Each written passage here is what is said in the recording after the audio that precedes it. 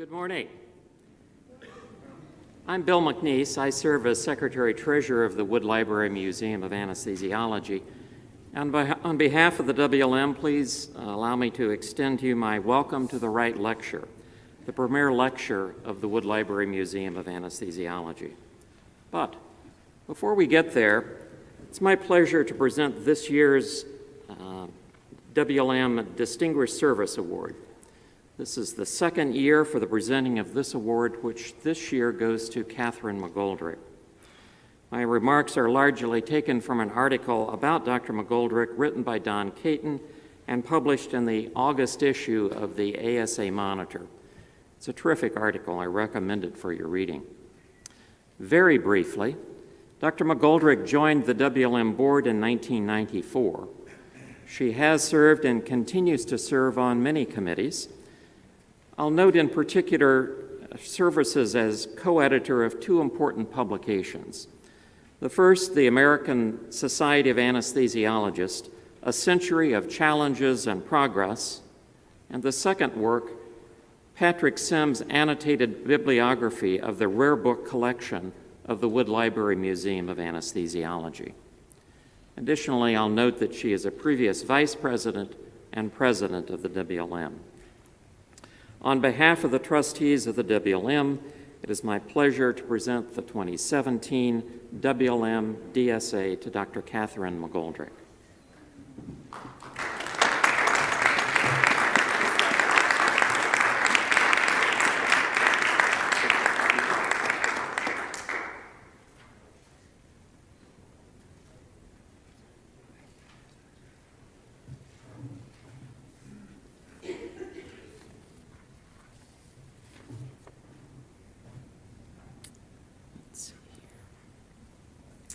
Now, one more thing before we get to the Wright Lecture.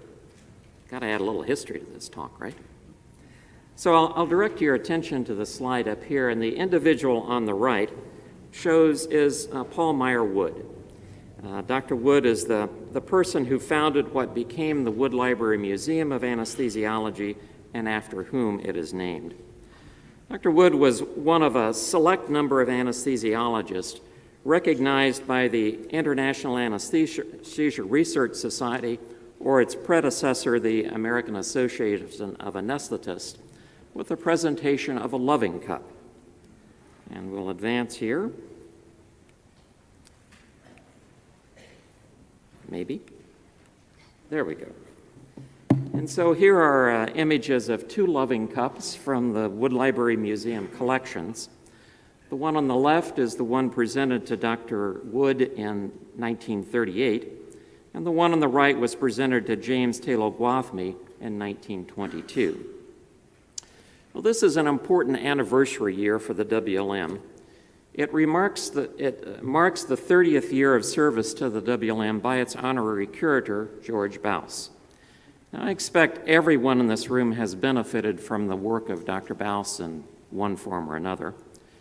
Perhaps through the reading of his reflections in anesthesiology or any of his many publications on the history of anesthesia, perhaps by listening to one of his Wright lectures given in previous years, and that's lectures, or perhaps by visiting the WLM in person or online to see some of the many objects important to the history of anesthesiology which Dr. Baus has located, acquired, added to the WLM collections, and interpreted for all of us to enjoy.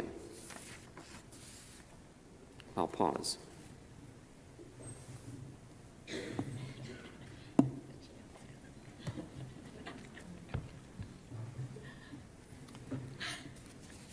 So, with this loving cup, I will first do some reading. It says, George S. Baus, Wood Library Museum of Anesthesiology Honorary Curator, in recognition of 30 years of generous, dedicated, and exemplary service, 1987 to 2017, from a grateful WLM Board of Trustees. I'll invite George to come forward, and please join me in congratulating him and thanking him for his service.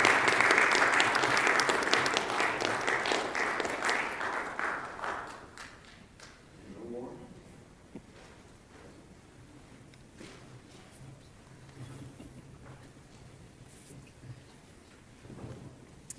So at this point, I will hit my escape button here. And I would like to bring Susan Vassallo to the podium to introduce this year's Wright lecturer. Dr. Vassallo is a former president of the Wood Library Museum of Anesthesiology and current chair of the WLM's Wright Lecture Committee. Dr. Vassallo. Thank you. So, Louis H. Wright, the WLM, or Wood Library Museum of Anesthesiology, sponsors this lecture annually to honor its namesake, who was a pioneer in American anesthesiology. This year's distinguished speaker is Dr. Emery Neal Brown, who is the Warren M. Zapel Professor of Anesthesia at Harvard Medical School, anesthetist at Massachusetts General Hospital, and the Edwin Hood Taplin Professor of Medical Engineering and Computational Neuroscience at the Massachusetts Institute of Technology.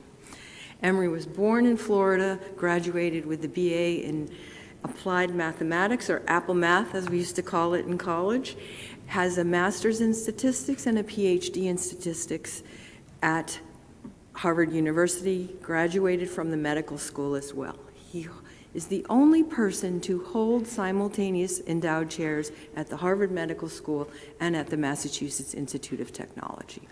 This year's lecture, titled A History of Neuroscience Research in Anesthesiology, Emery will give us a glimpse into the role that anesthesiology has played in neuroscience and the role that neuroscience has played in anesthesiology research.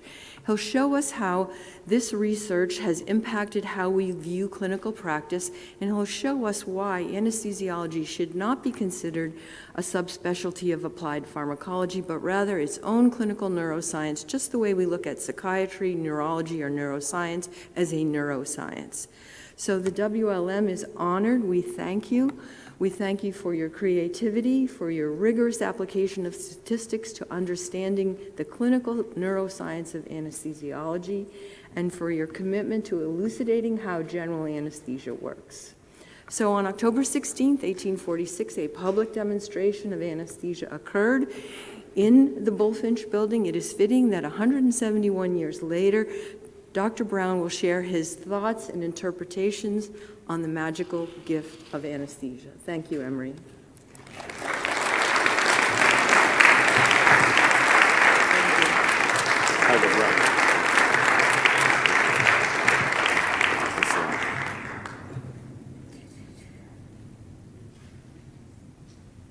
Great, Susan, thank you so much for the introduction. Thanks for this tremendous opportunity to give the Wood Lecture. And thanks to all my friends I see out here in the audience. I'm not nervous anymore now that I know my gang is here, my posse's here, so this is good. This is good. Thank you. Thanks for coming. I really appreciate it. So I'm going to talk a little bit, as Susan said, just about the history of the interaction between neuroscience and anesthesiology. And I'm not going to try to do some sort of systematic coverage of the field. I'm going to talk about 4 vignettes. So I'm going to talk about the confound of anesthetic state in neuroscience experiments. I'm going to talk a little bit about neuroleptic anesthesia, Parkinson's disease, and the opioid epidemic. And then I want to say something specifically about nitrous oxide. And then I want to show you a little bit about how the brain shuts down, looking at burst suppression. And the idea, as Susan said, is to talk about the interaction between neuroscience and anesthesia, right? So this is my main point. It's pretty much what Susan said. Anesthesiology has had a close relationship with neuroscience for many years. We've not used neuroscience optimally to study anesthesia and vice versa. And I think the future really lies in bringing them together. So just a little bit of a definition. So what is general anesthesia? So a drug-induced reversible state. There's unconsciousness, amnesia, analgesia, akinesis, and physiologic stability. And we often say we don't really understand how the drugs work. And one of the things that I want to suggest is nothing could be further from the truth. All we have to do is really look to the neuroscience of what we're doing, and we get tremendous, very obvious insights into how the drugs are working, right? And I'm not going to concentrate so much on the mechanisms, except to the extent that they become implicit in what I'm talking about. Because what I really want to focus on is this interaction between neuroscience and anesthesiology. So let's start talking about the anesthetic confounds in neuroscience experiments. So this is a picture of Torsten Wiesel and David Hubel. So As you may remember, they won the Nobel Prize in 1981. They shared it with Richard Sperry for their discoveries concerning information processing in the visual system. And you know, they started their careers at Johns Hopkins and then actually moved to Harvard.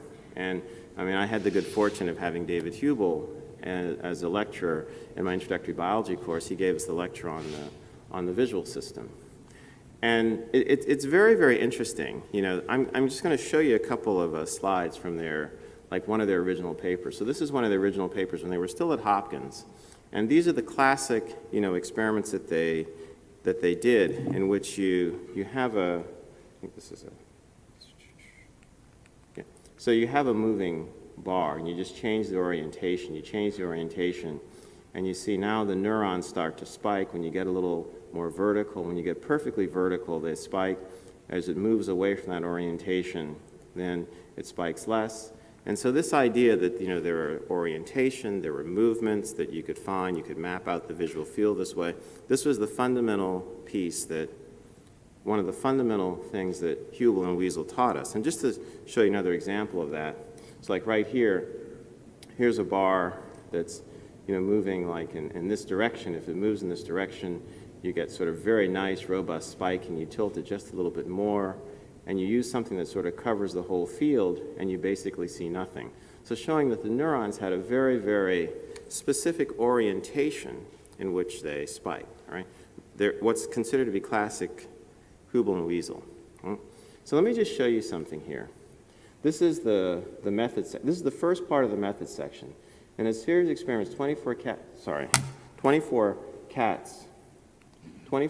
were used. Animals were anesthetized with intraperitoneal thiopental, and light anesthesia was maintained throughout the experiment by additional intraperitoneal injections. All right? So they're not showing you the visual system in its natural state. They're showing the visual system of an anesthetized animal. All right? So it continues. So this is 1986. There was a paper in 1992 that I wanted to share with you, but they said the methods were in the 1986 paper, so I went back to the 1986 paper. And this is from Charlie Gilbert. So Charlie Gilbert's at Rockefeller. Torsten Wiesel moved to Rockefeller and was president of Rockefeller between 81 and 89. And he's still there now. He heads up their, one of their mind-brain behavior research centers there. Charlie Gilbert is there, and he worked with Torsten Wiesel. And in this experiment, when they're looking at these very similar sort of relationships recording two neurons at the same time instead of single neurons, look at what happens. The animals are anesthetized with ketamine, followed by sodium pentothal, and they supplement with further injections. Now, what I found interesting is that they're monitoring them. They're monitoring their physiology. They're monitoring the electrocardiogram, the EEG, temperature, CO2, and this is 1986, right? So remember, our standards came into play so these guys were getting pretty good treatment, you know, these cats, you know, almost at human standards, you know, you could say, right? But if you look, so they were intubated, they were given, you know, succinylcholine, so they were maintained. And so sodium pentothal was given continuously at a rate to assure the animal was asleep, all right? The animal's anesthetized, right? So again, this is 1986, but let's just push forward a little further, all right? So this is an experiment which was set up by David Leopold and Nico Logothetis. So Nico Logothetis was here in the United States, and he moved to Germany back in the I think around the early 200s, and he's the head of one of the Max Planck Institutes there, and he's interested in studying the visual system. So he did a lot of work building these. As you know, most MR scanners are like this. They have like a horizontal bore. So he built this vertical bore scanner. So the monkey sits in the scanner like this in order to like do the imaging. So he wanted to study the visual system.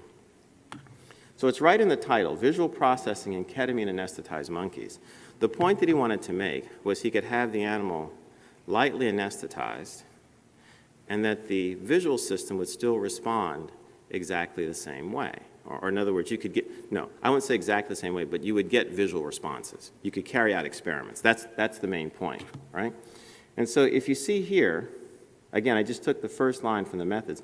Ketamine was injected primarily intramuscularly and IV in the second monkey. And if you're not aware of this, in neurophysiology experiments that involve monkeys, you just have to do 2 monkeys. It's 5 or 6 rats and 2 monkeys. That's the standard, like in neuroscience. All right, so just 2 monkeys, all right? But it gets better, all right? This is 2014, so this is literally just 3 years ago. And this is the group this is Igor Timofeev, who's at University of Laval in Canada. And he wants to study sleep. He wants to have a model for sleep. So what does he do? He's doing this analysis of the EEG. And read what it says here. We describe the global slow wave dynamics in the TC, this is thalamocortical system, in ketamine xylazine anesthetized mice. That's the accepted model for slow wave sleep. In case you didn't know it, anesthesia is the accepted model for slow wave sleep, right?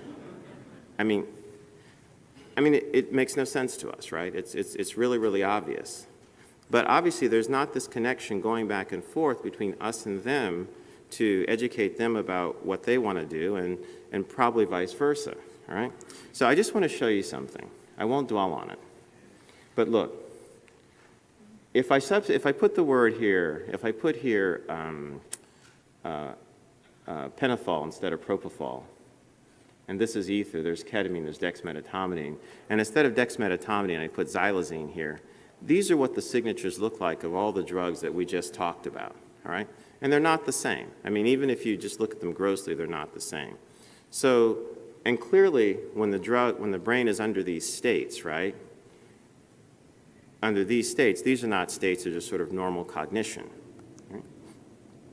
And if you look at them in terms of their spectra, without even going into how we computed them, you can see that they all have basically different signatures.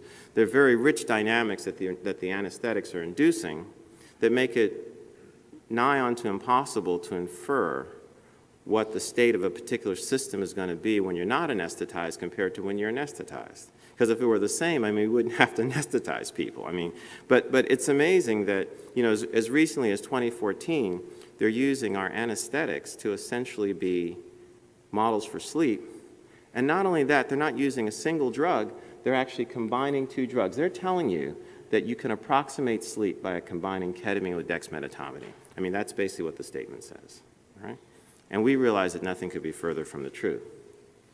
And if you draw out the circuits, you can see that the way the drugs act are quite different. And you can explain what we saw in the previous slide by looking at the circuit diagrams. So the point that I'm making here is that this neuroleptic, these anesthetic states, certain modern neurophysiology, has been using these anesthetic confounds that really should be corrected. But they won't be corrected if we're not interacting with them and they're not interacting with us, all right? So let's talk about neuroleptic anesthesia and Parkinson's disease and the opioid epidemic. So I took this slide from, this is a recent document that came out it's put out by the state of Massachusetts. It shows the increase in deaths due to opioids. This is just in the state of Massachusetts. And if you do the calculation up here, this is in 2016, they're roughly about 3 a day.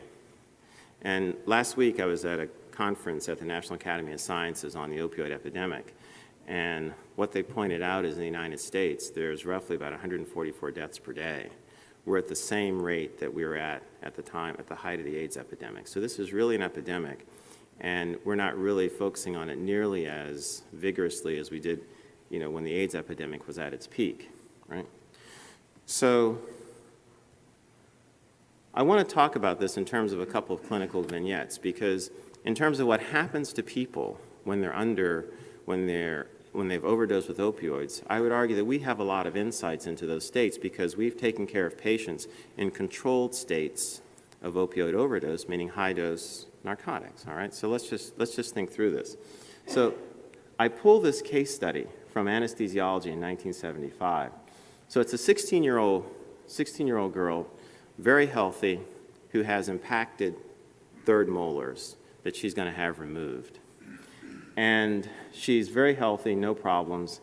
They give her some iron promethazine, so perhaps anti-nausea sedating. They give her 50 milligrams of meperidine. And it says they removed 4 impacted third molars using Enovar, 3 cc's, and nitrous oxide. And I put this down here because I tried to, it was very difficult to really figure out how much was in there. And so this is what I estimate she had in the Enovar, probably 6 milligrams of droperidol with about 120 micrograms of fentanyl, because it was usually put into about a 50-to-1 ratio, right? The surgery went on for about 2 hours and 40 minutes, and you can see the primary thing she was probably getting was the nitrous oxide, because this is a fairly small amount of fentanyl, all right? But here's the piece. So everything went fine, but beginning 24 hours after the extraction, she develops tremors, rigidity, bradykinesia, mass-like facies, poor facial expression, decreased blinking, all right? She actually comes back to the hospital. She actually looks Parkinsonian, all right? She looks Parkinsonian. And so they bring her to the hospital. So these were the therapies at the time for Parkinson's disease. And then after about 6 weeks, she's able to leave the hospital symptom-free. And here was the conclusion. The case illustrates a rare complication of general anesthesia with Enovar.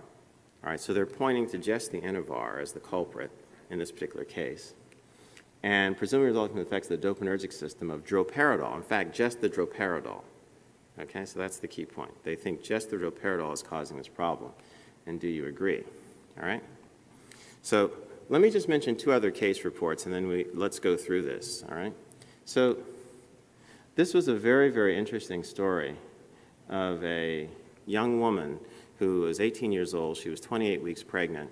She had pyelonephritis, and she was an ARDS. She was admitted to the hospital, and they were afraid she might deliver, so they were trying to take care of her, sedating her and what have you. So they sedated her with a fentanyl drip. So she's on a fentanyl drip. And then the obstetricians determined that the baby was in distress, so they figured they'd have to do an emergency C-section. So they did an emergency C-section. And when they delivered the baby, instead of being floppy, the baby was rigid, right? It took, I think, 15 centimeters of water pressure to lift the baby's chest wall to ventilate him. And so the neonatologists were sitting there. They were really, really baffled as to what was occurring, because this is not what you'd expect to see in a baby in distress. And then after about an hour or so, they reasoned that maybe that it was the fentanyl that had crossed the placenta and was causing chest wall rigidity, and maybe they should give some naloxone to reverse this. And that's exactly what they did. And literally within 30 seconds, they were able to ventilate, the baby normally. All right? It's a good thing they thought of it, because they really saved a life.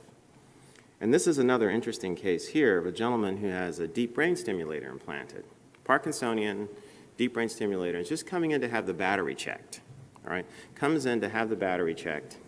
So they lightly anesthetize him, checking the battery, everything looks fine.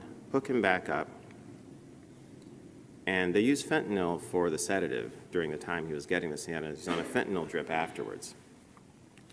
And when they hooked the battery back up and they woke him up from anesthesia, he was Parkinsonian. They checked everything was working, and they couldn't figure out what was going on. So they stopped the fentanyl drip, and as the fentanyl wore off, he gained control again, all right? He was able to function normally. Deep brain, there was no question that the stimulator was working, all right? So what's going on here? So let's just go back to look at what we have here. So this is morphine, and so here's meperidine, and this is phenopyridine, and this is piperidine. So I took this from this paper. If you haven't looked at this paper, it's really, really great. It's by Ted Stanley, Hugo von Ecken, and Talmadge Egan. And it's about Paul Jensen, who I'm going to speak about in a second. But, Janssen Pharmaceuticals synthesized all of these synthetic opioids.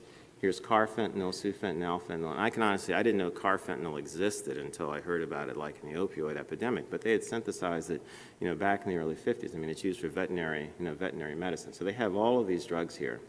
And the key thing is, as I'm going to show on the next slide, is that they're piperidine derivatives. So here's the piperidine ring. So there's meperidine, there's droperidol, there's haloperidol. So, when they talk about these drugs, we typically talk about them as being butyrophenones. We say that. This is a butyrophenone.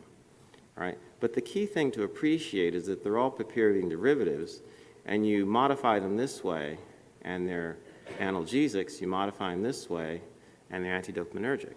Right? But these drugs over here, meperidine and fentanyl, also have antidopaminergic effects. So it's just like giving droperidol, such that, and I've heard people talk about this a lot, like, why do we see chest wall rigidity and when we give high-dose opioids? What you're doing is you're creating like a Parkinsonian state. It's acting like a dopamine antagonist, right? And so it's not surprising. And it's rigid. And it turns out the best time for them to have chest wall rigidity is when they're monitored with an anesthesiologist, right? So if you think about the clinical implications of this, some of these patients who are coming in who are overdosed on opioids, they probably have this. It's impossible not for them, some of them not to have some of these very, very similar situations, not only not breathing, but also being in a situation of like chest wall rigidity or total body rigidity. And so this is Paul Janssen, as I mentioned, who is responsible for, the synthesis of basically of all these compounds. And this article is very good. It's a good description of his life and how he, came to think about these drugs. And one important point here, Inovar is the drug. Inovar is the combination of droperidol with fentanyl. And it came out of use, at least at our hospital, about the time I was either transitioning from being like a medical student to, maybe an intern. And Janssen wanted to release fentanyl in the United States alone by itself, all right? But it was felt that it was too potent and that it would cause too much rigidity. So he negotiated with the FDA, and what the FDA agreed to was they had to pair it with droperidol, because he was also worried about the abuse effect. He knew that if you took droperidol, you wouldn't get such a as powerful a high.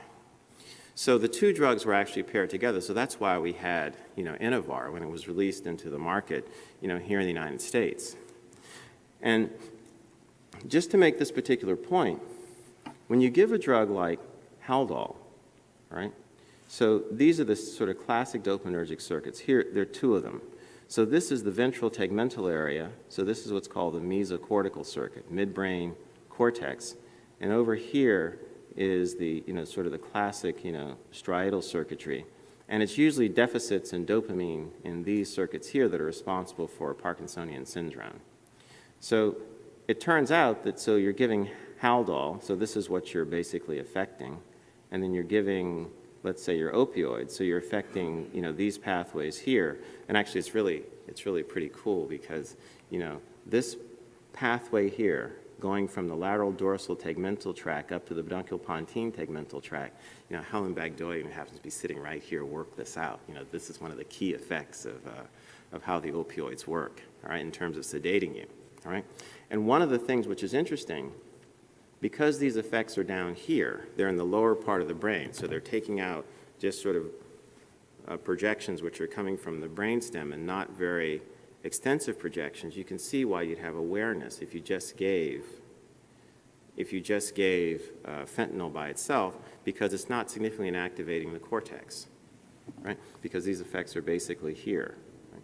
So, but to the extent that these drugs cross over, that fentanyl has antidopaminergic effects when you put them together. This is what the locked-in syndrome was. This is what the neuroleptic locked-in syndrome was. The person was calm, like this, not moving, seemingly, quite comfortable, and they wake up and tell you that was the worst experience of my life, right? So you created this sort of low-level Parkinsonian state is the way to think about it, all right?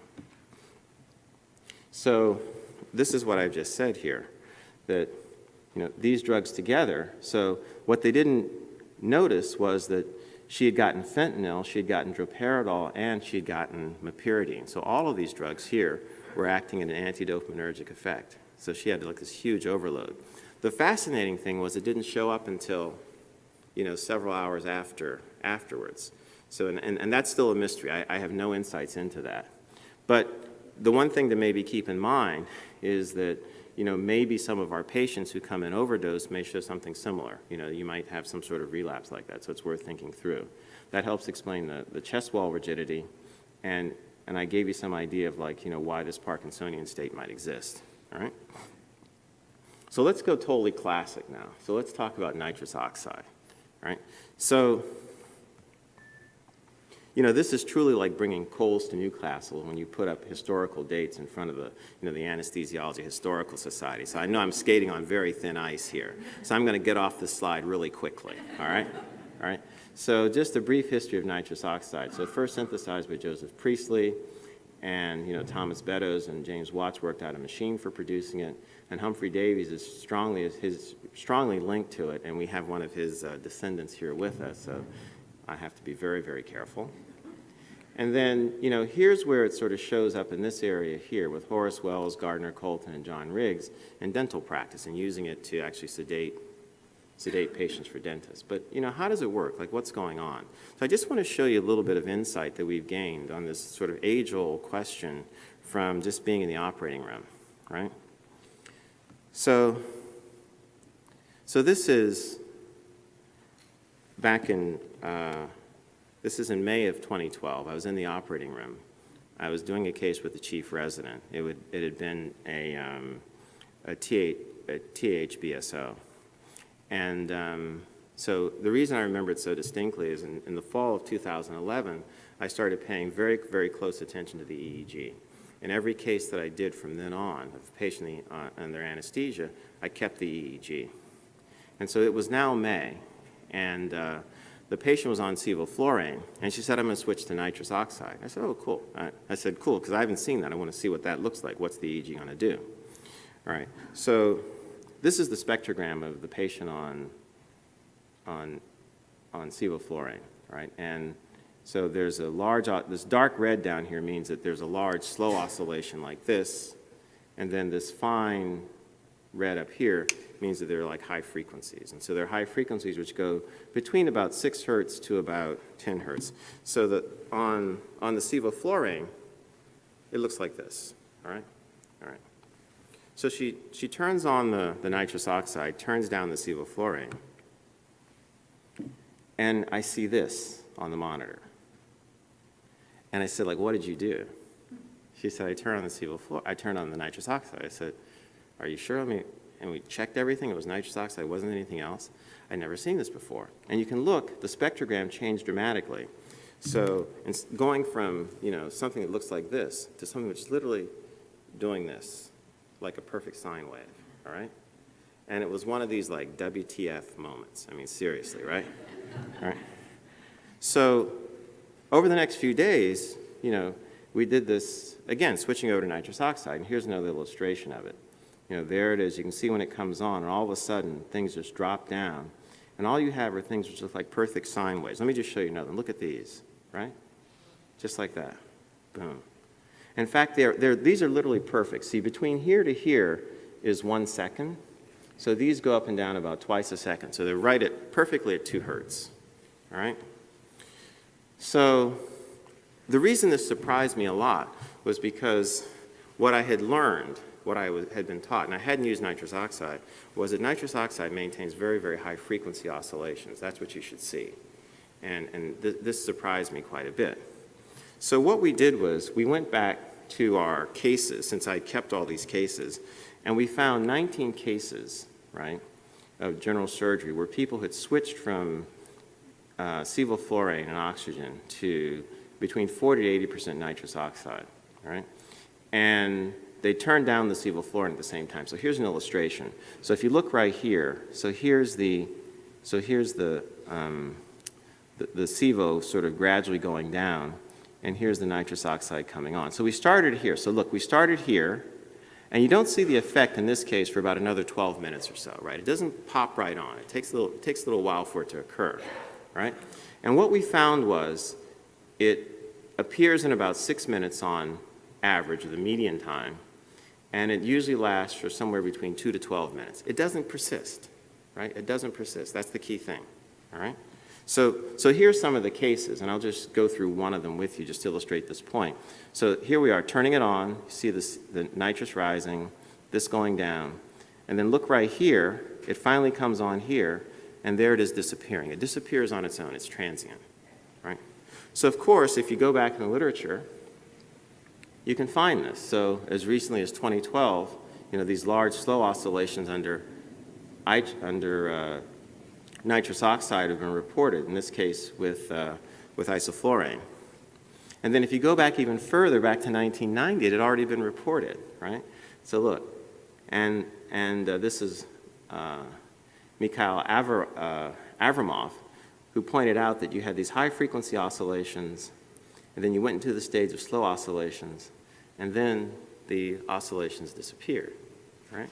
So it's pretty wild when you think about this. The nitrous oxide in these high doses produces these transient states. And one of the things which is interesting about this, right, it's very difficult to study nitrous oxide from scratch because it makes patients sick to their stomach. So it's very hard to just give them a large bolus of nitrous oxide and keep them on it for a while, because pretty much in all the studies, when they get above 40%, they get very, very sick to their stomach, right? So, but this is one way of doing it, where you start them off on another drug and basically switch over. And so now here comes the history. So why might this be occurring? All right, so for that, we have to go back to 1935. So this is Frédéric Bremet. So he was a French neurophysiologist, all right? And he did an experiment, 2 experiments, right, where he, working with the cat brain, I mean, this is a human brain, but he was working with cats. And what he did was he did transections in 2 locations. So in the first case, he did a transection here where he separates the spinal cord from the brainstem in the brain, and he called this the encephale isolé, meaning the encephalon is isolated. So the brain is intact with the brainstem, and he looked at the EEG and he saw what looked like an awake appearing EEG, right? Then he did a second experiment. In the second experiment, he separated the brainstem from brainstem and spinal cord intact, from the brain. And this he called cerveau isolé. Not cerveau in the sense of brain in French, but more cerveau in the sense of cerebrum. So the cerebrum is isolated from the rest of the spinal cord and what have you. And look what he saw, slow oscillations. So these experiments gave us insight into the idea that if you separate the brainstem from the brain, right? If you block those arousal pathways, or in this case you mechanically separate it, what you see are large, slow oscillations, all right? So 2 things. The first thing is, every anesthetic that we give produces a slow oscillation of some form, right? Because each of them has a brainstem target, right? So that suggested to us that maybe there's one for nitrous oxide. So this is conjecture. I haven't proved this at all, but this is just following through on the historical logic. So here is, Vesna Todorovic pointed out that one of the ways that nitrous oxide works is by blocking NMDA receptors, or glutamatergic synapses. So there's a very, very important, a very, very powerful center here, the parabrachial nucleus, which projects up here to central thalamus. It also projects to the basal forebrain. And it is a glutamate superhighway. It is a very, very strong arousal pathway, all right? So again, this is conjecture. I don't know this, but this is just trying to reason from what I'm seeing in our clinical experience.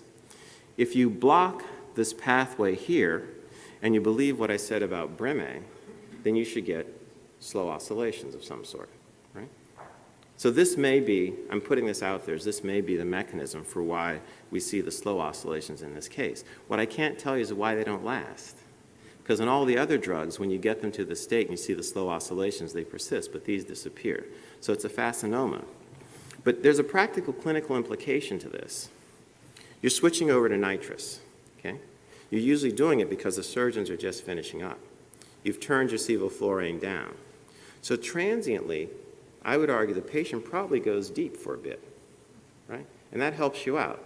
And because it's not going to last, plus if you if you flush out the nitrous oxide, it's going to leave very quickly.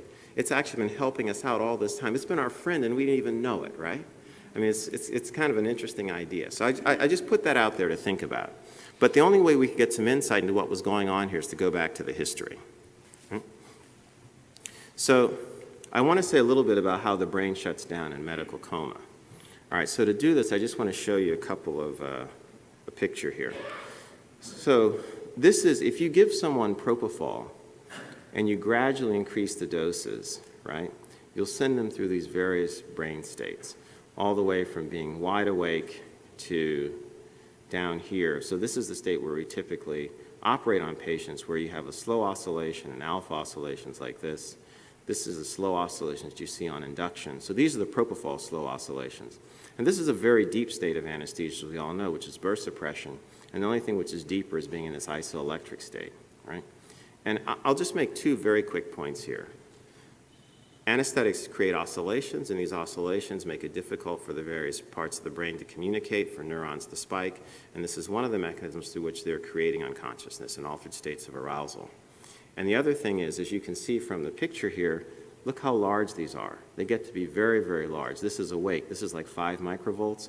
In an adult, this is 50 to 20 microvolts. Those nitrous oxide ones that I show you, they're 100 microvolts, right? So if you have a systematic signal going through your brain like this, it's going to be very, very difficult for you to be conscious, all right? But I want to talk about burst suppression. I put this down here because it's a very, very deep state.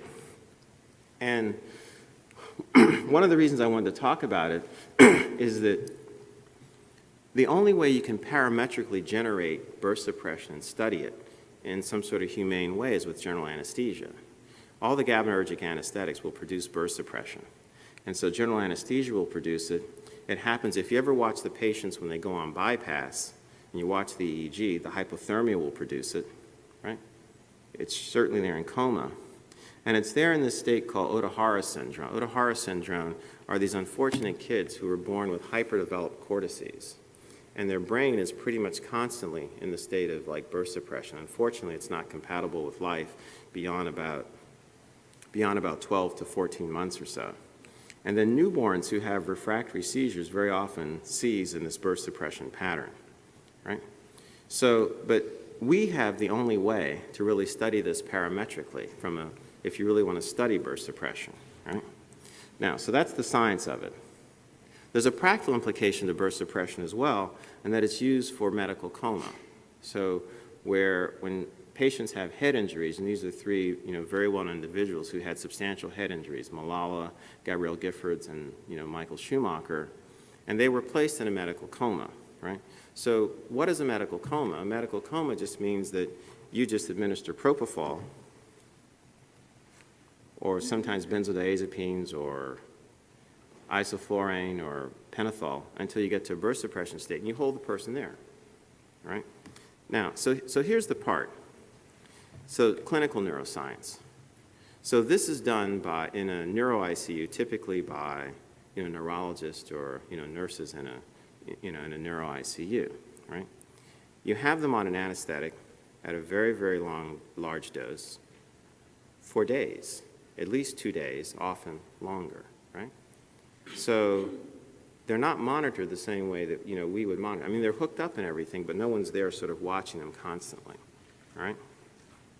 So we took a little data out of our ICU, and if I say BSP, so when I say BSP, what I mean is the fraction of time that someone's in a suppressed state. So if I say here that the BSP is 90%, that means 90% of the time they're suppressed. If it's 50%, 50% of the time they're suppressed. So it turns out that one of the targets that the neurologists shoot for is having the patient 80% suppressed, so a BSP of 0.8. So each one of these is a patient, all right? There are 35 patients here. And if they were in the right range, everything would be green, all right? So a high fraction of the time, most of the patients are getting less than what they need. And the remaining time, they're being overdosed. It's very rare that they're actually getting exactly what they need, right? And if you think about it, again, from our standpoint, it's obvious why it's not happening, because how do we maintain the anesthetic state? We watch it and we modify it constantly. And this is someone who's just put on this very high doses of these drugs, You walk away, take care of someone else, come back an hour or two later, and it's not surprising that the therapy is going to be all over the place. So there's a debate now as to whether or not this even works. And part of the reason it may not be working is because they may not be getting the actual therapy that's intended for them. All right? So we've done a little work on this just to try to understand burst suppression. All right? So here's the neuroscience. All right? So what I'm going to show you first is just results from a mathematical model.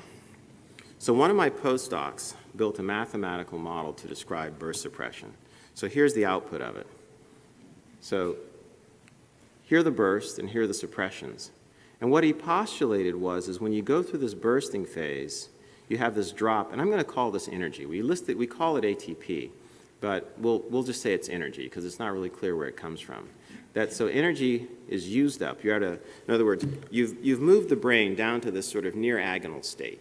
All right, so this is the argument. It's the back of the envelope argument, but let me just make it for the moment. So you move the brain down to this agonal state such that if it continues to be active, it uses up its ATP, and as a consequence, the potassium channels just leak open. So if they leak open and potassium exits, then everything will hyperpolarize, so the brain will become quiet. So you need time for this to build up again.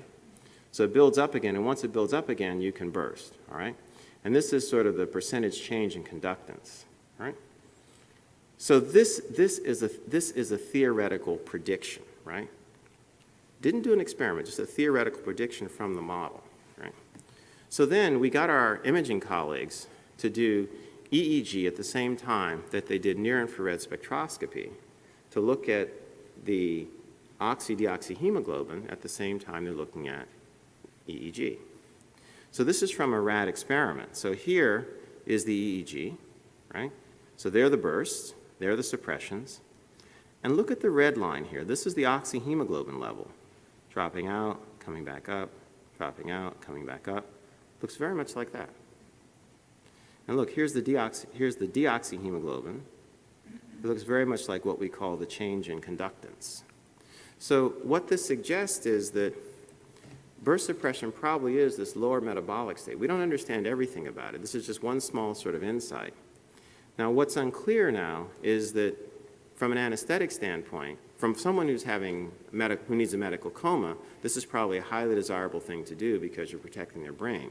But one of the things that we're starting to see in our anesthesia literature now is the longer we leave patients in burst suppression for regular operations, the worse off it is for them, the more likely they are to become delirious and perhaps go on to have cognitive dysfunction.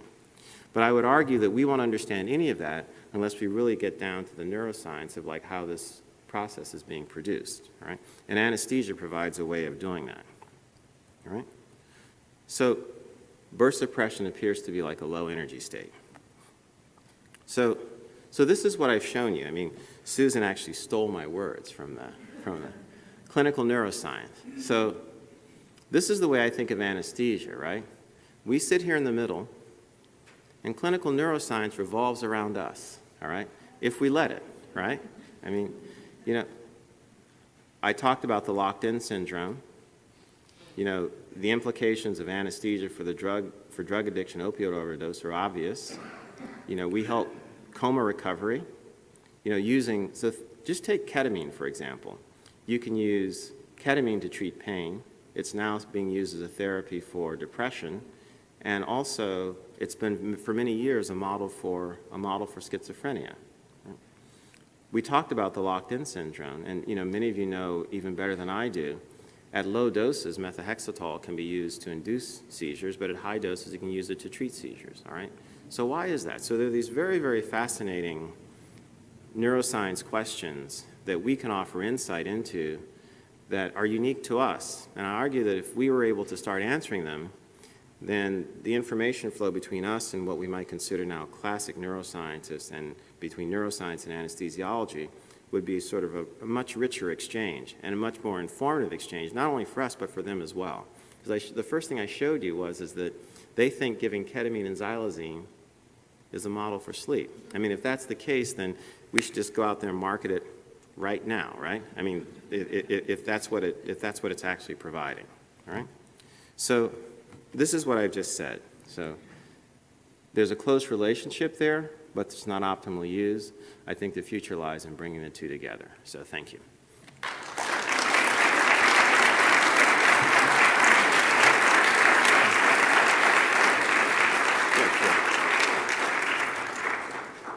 So Susan said there are time for questions if there are any.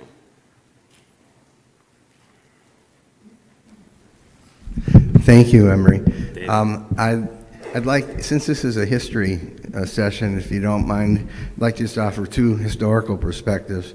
One is, when I was doing studies with Ted Eager on the cardiovascular effects of halothane in dogs, inducing these dogs with mask halothane, no other drugs, intubating them under halothane with no paralysis, heart rates ran in the 70s, blood pressures ran normally in these dog studies before anything was done.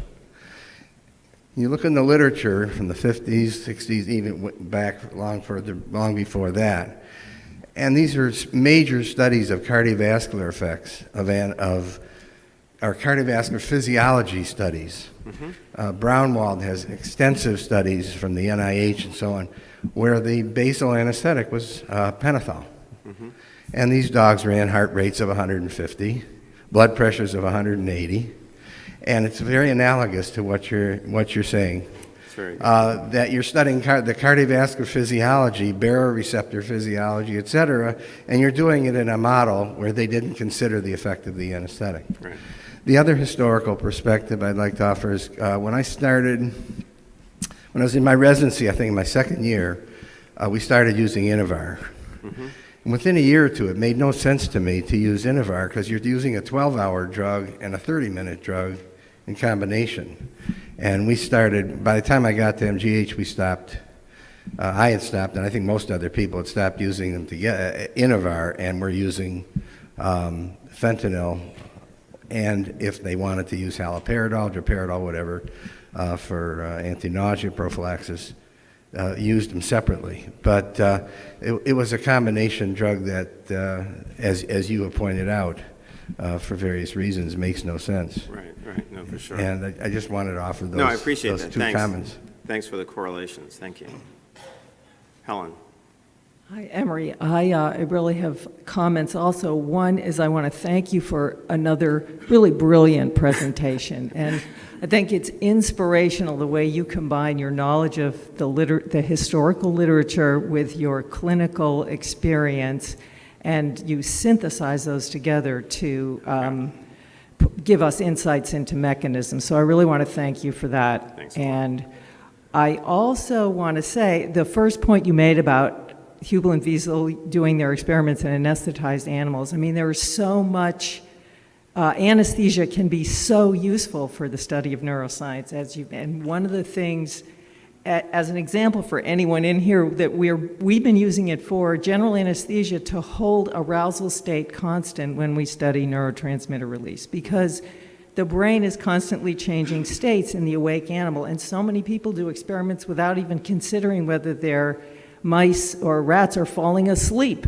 during the experiments. Right. And so you can use anesthesia. Isoflurane is really good to, like a voltage, it's like a voltage clamp for holding the brain stable, and then look at the effects of drugs and so forth. So it's really, it's just a gold mine. Right. So thank you again. Great, thanks a lot.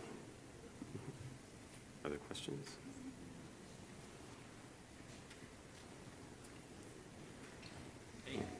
Thanks for a great talk. I wonder if you might comment for some of the more junior research people in the audience on ways that I think we do have a lot to offer to many aspects of neuroscience, but they're not always super willing to listen to us when we come from an anesthesia background, and I wonder how you approach that problem or any suggestions you might have. No, I mean, I think it's a very, very good. I think it's a very, very good question. I think one of the things that we have to do is that we have to start showing up at like the neuroscience meetings also, and so I made an effort in this regard when I was on the planning committee for the Society for Neuroscience, the program committee, and I set up a section for anesthesiology, anesthesia research, and we got abstracts in, right? And then the year after I got off the program committee, that section disappeared, right? And you know, it was a perfect conduit for getting anesthesiology researchers, you know, into neuroscience to have interactions there. And I can tell you, if you've ever been to the Society for Neuroscience meeting, I mean, just giving a poster is like a super intense experience. I mean, as soon as you get there, people show up and they question you for the 4 hours that you're there. You leave hoarse afterwards. I mean, the interest in what you're doing is like tremendous. And I think it's a very, very important, you know, like missed opportunity. And I'm sure pretty much at all of our institutions, there are opportunities to cross-pollinate, you know, to have, you know, neuroscience students come into our labs and these sorts of things. So I think we have to, I would put more of the responsibility on us, because at the moment they're the bigger dogs, you know, and we need to go out there and sort of engage them. But I think once we've done that, just like Helen was saying, you know, the desire to work with us and to ask us questions like, well, what anesthetic should I be using? What's going to affect my experiments, you know, the least? Can you show me how to administer this in a way that's going to, you know, harm the animal, you know, in the, you know, the least amount? So I think we really have to reach out and sort of become part of their community, then they'll come and appreciate, you know, the value that we have. But it also begins with us taking anesthesiology, the study of anesthesiology or general anesthesia, seriously as a neuroscience discipline. And if we don't do that, then we won't have the information to really pass on to them. Because it's very embarrassing when they ask you these very specific questions and you go, I just look at heart rate and blood pressure. Okay, I guess we're going to have a long conversation. Yeah, right. So. Thank you very much for going back and showing some of the basic studies. Michael Avramov, the author of the paper that you brought up. I knew you'd be here. So still alive and still working. Back in Kyoto, that was one of our several studies. But that was also part of the whole Kyoto School of Neurophysiology at that time in the late 80s. And since we're in a historical, we can go and discuss a lot about mechanisms and nitrous oxide, and it's fascinating drug, of course. And our understanding of this slow wave response is not so mystical. We used to put all this in the framework of excitatory and depressant anesthetics. That was very well established. And nitrous oxide is probably the only excitatory anesthetic that we still, if somebody use. We have beautiful recordings of midbrain reticular formation activation when you add nitrous oxide, and this contributes to the slow wave pattern. Now, why it waxes and wanes and disappears, in a few patients it doesn't, in a few consistent, as described in the paper, it stands. But it may be some kind of receptor-operated mechanism that decreases, but fundamentally it's a systematic interaction. In the same paper, actually, later maybe, if you wish, also for historical purposes, the first demonstration of the paradoxical data wave arousal is there, figure 3 or 4, I don't remember, when noxious stimulation appears. Those hypersynchronous delta waves get reproduced. Later, the Germans kind of noticed it when they started recording. So, one way or another, this is excitatory effect rather than depressant. And while we still think that our postulate was that deeper the anesthesia, the slower the frequency, is not always true. Sometimes, actually, arousal stimulation can produce slow wave, hypersynchronous delta waves. That's why closed loop anesthesia still cannot exist. But my point, being a historic, not so much to focus on that, our conversation can be different. We, over the years, I've noticed, practicing in Japan, practicing here, while there has been more healthy interest in EEG, it came back all based on the processed EEG and the monitors that we have. At the same time, in our specialty, we used to have chapters on neurophysiology in all textbooks. You can go and see. But real neurophysiology related to anesthetics, these days, they're gone.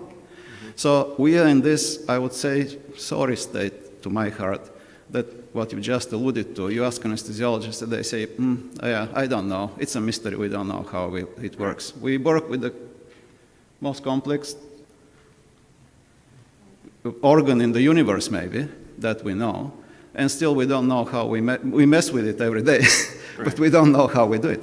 So going back to the physiology and hopefully stimulating some interest in people to join and continue some of the work that was already there available would be helpful. And thank you for keeping some memory here, because things get forgotten, then they get rediscovered, and that's not, well, I guess that's progress, but no, but that's why we need a historical society. Right. No, I mean, so seriously. maybe we should Right. talk more, and don't lose our mind into numbers, into index. They're great, and personally I was involved in some of this, but you cannot look at the number before you look at the raw EEG. And as an aside, all the processed EEG monitors are required to have a little window with a raw EEG. So presumably all of you have some interest in EEG. Pay attention to the little window and see what you're getting in before you look at the number. It's not so complicated. Raw EEG is easy. Study it, use it. Thank you. I agree. David?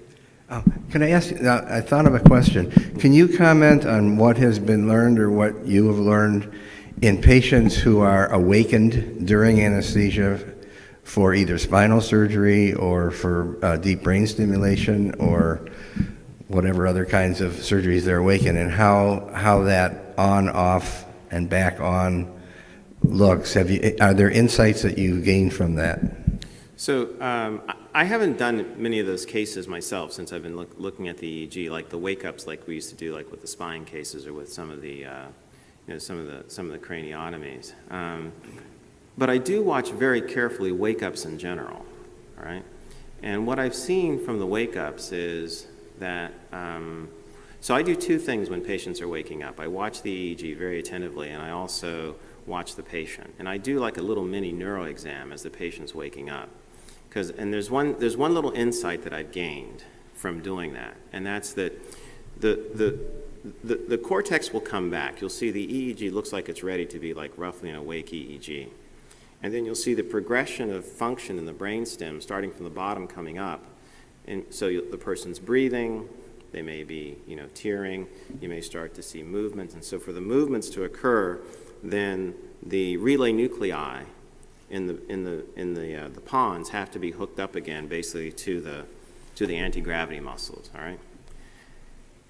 The hitch point, which I've noticed clinically for patients waking up, is the top of the midbrain. So the midbrain and the pons. So if you do the oculocephalic reflex, you'll see that it's basically not returned. All right.